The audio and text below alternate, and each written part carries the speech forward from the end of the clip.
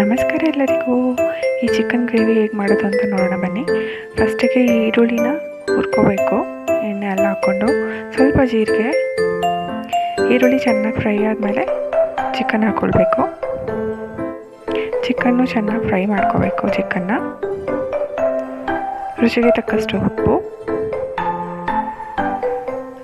ಒಂದೆರಡು ಹಸಿಮೆಣಸಿನ್ಕಾಯಿ, ಒಂದು ಅರ್ಧ ಟೊಮೆಟೊ ಹಾಕಿ ಚೆನ್ನಾಗಿ ಫ್ರೈ ಮಾಡ್ಕೋಬೇಕು.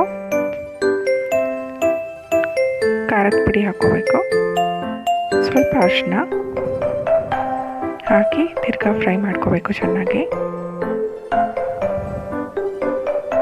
ಈಗ ಚಿಕ್ಕದಾಗಿ ಹೆಚ್ಚಿಟ್ಕೊಂಡಿರುವಂಥ ಆಲೂಗಡ್ಡೆ ಹಾಕ್ಕೊಳ್ತೀವಿ. ಇದಾದಮೇಲೆ ಇದೆರಡೂ ಚೆನ್ನಾಗಿ ಮಿಕ್ಸ್ ಮಾಡ್ಕೋಬೇಕು.